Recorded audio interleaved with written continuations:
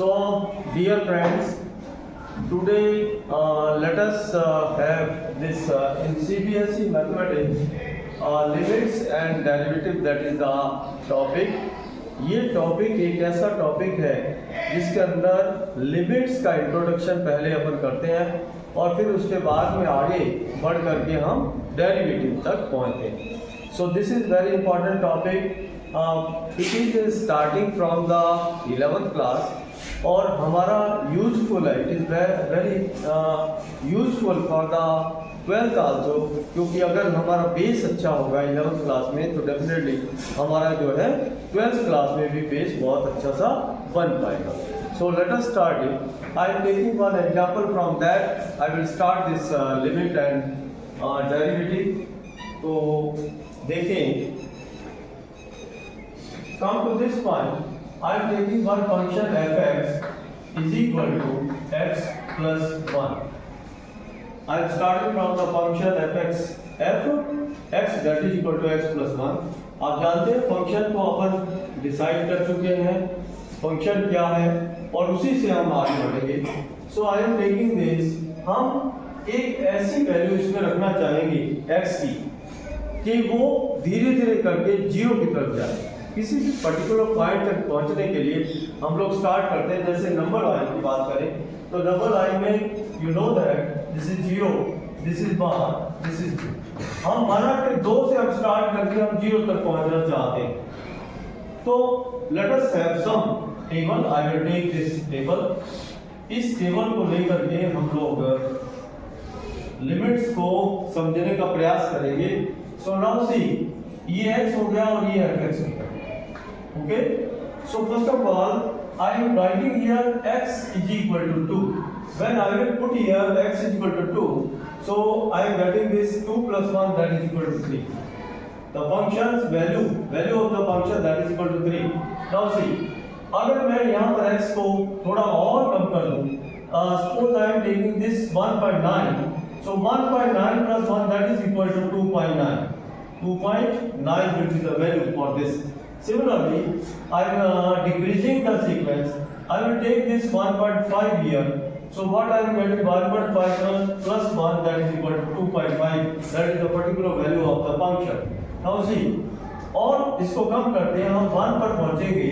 तो माना कि x की वैल्यू हमने रखी 1. So what I am getting, 1 plus 1, that is equal to 2. और थोड़ा सा बढ़ते हैं, इस टेबल को इंक्रीज करते हैं और यहाँ से देखिए some of more values I will take here. तो अगर मान लीजिए 1 से और मैं कम करता हूँ, let us take this 0.9. What I am getting, 0.9 plus 1, that will be equal to 1.9. that is again less than this. Now see, when I am taking this 0.5 here, 0.5 plus 1, that is 1.5 here. Okay, now और कम कर दीजिए. I will take here 0.2. When I will take 0.2, so what I am getting, 1 plus 0.2, that is equal to 1.2. अगर मैं यहाँ पर 0.1 ले लूँ, so what I will get, that is 1.1. So from this table, what you are observing, that when I am putting the value of x here, 2 से start करते हुए धीरे धीरे करके हम इसको डिक्रीज करते हुए सीक्वेंस में लेके चल रहे हैं. और जैसे डिक्रीज करते चल रहे हैं तो हम कॉरस्पॉन्डिंग वैल्यू ऑफ f(x) की बात करते हैं. अगर इसकी वैल्यू 2 है तो इसकी वैल्यू 3 है. 1.9, 0.1 हमने लेस किया in the case of x, और व्हाट आई एम गेटिंग 2.9, वो भी एक पॉइंट से कम होगा. So like that I am getting the value of x is decreasing as well as the function's value is also decreasing. दोनों value decrease कर रही है. तो लिमिट का जो कॉन्सेप्ट आया मैथमेटिक्स में, वो कहाँ से स्टार्ट हुआ? इसी बात से स्टार्ट हुआ कि जैसे जैसे किसी वैल्यू को हम रखते हैं, माना कि वेरिएबल को रखा, तो particular there are so many functions की वैल्यू कैसे कैसे डिफर करेगी. रेट ऑफ चेंज की बात आई और उसी रेट ऑफ चेंज से मैथमेटिक्स में इस टॉपिक का जन्म हुआ, that is called the limits and derivatives. तो ये बेस था, इसलिए आपको बताया कि कैसे कैसे करके लिमिट की बात आती है. अब जरा बात आती है कि finally when I will put here 0, अगर मैं यहाँ पर 0 रख दूंगा, so what I am getting 0 plus 1, finally I will get this one. So this is called the limit of the function. यही वो लिमिट है जिसको हम लोग आज इंट्रोड्यूस करने वाले हैं कि लिमिट क्या है, कि लिमिटिंग पोजीशन धीरे धीरे करके हम डिक्रीज करें या x की वैल्यू को इंक्रीज करें, फंक्शन पर क्या प्रभाव पड़ रहा है, उसकी वैल्यू पर क्या प्रभाव पड़ रहा है, उसको धीरे धीरे करते हुए हम यहाँ तक लाएंगे। एंड फाइनली अगर हमारा टारगेट 0 है तो 0 पर जो फंक्शन की वैल्यू हमें मिल गई, that particular value is called the limit of the function. ये पहली और अंतिम डेफिनेशन है लिमिट की।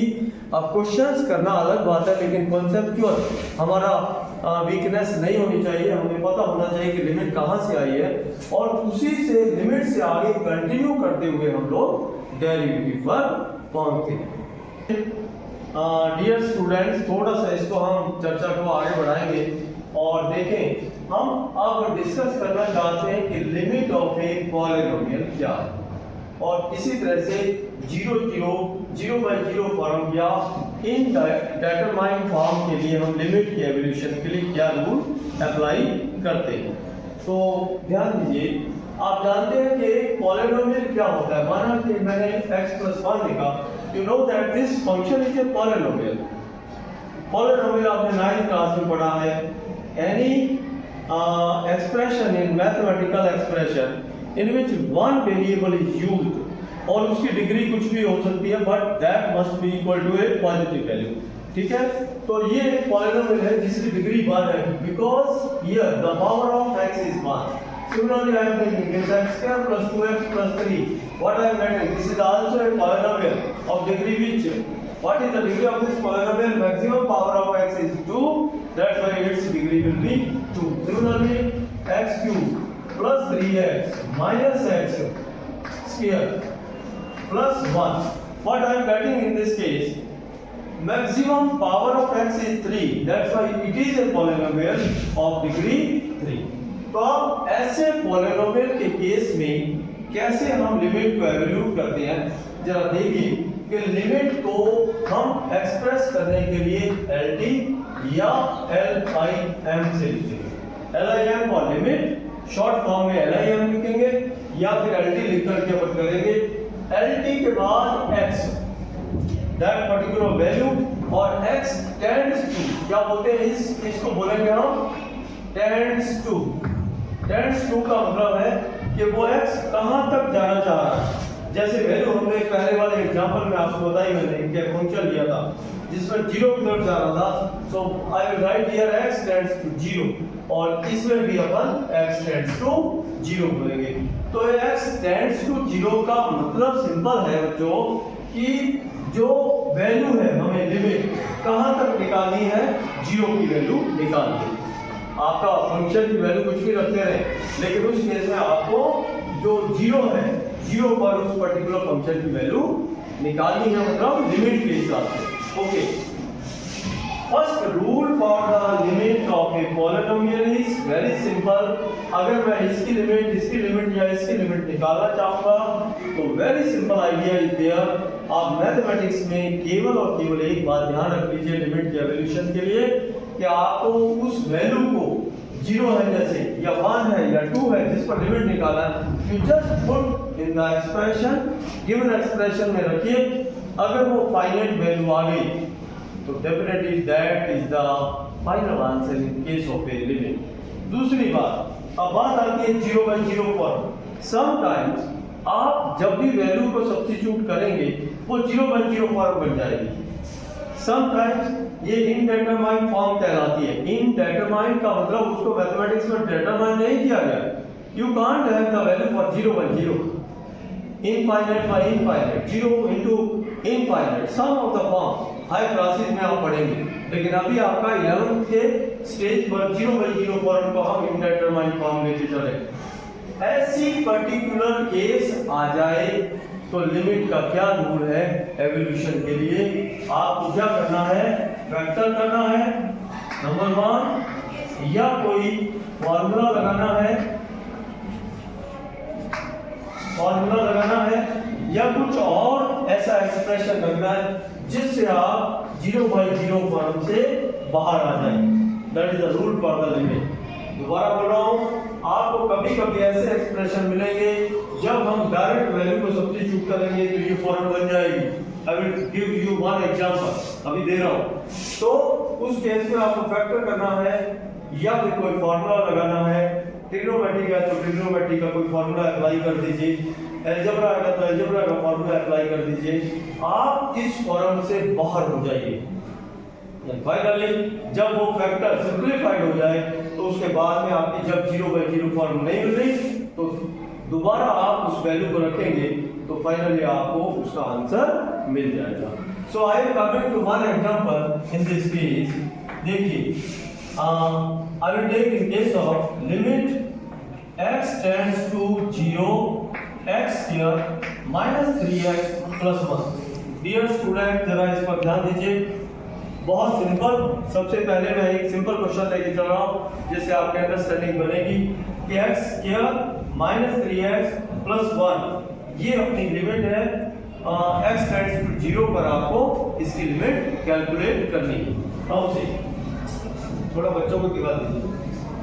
x square minus 3x plus 1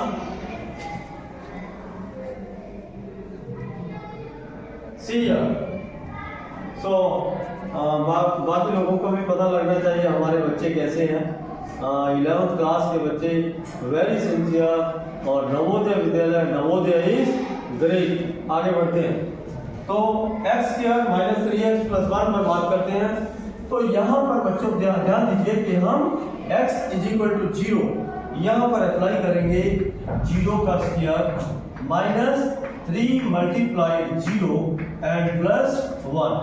so finally ये अपने पास 0 का स्क्वायर हो गया, that 0 minus 0 plus 1 is equal to 1।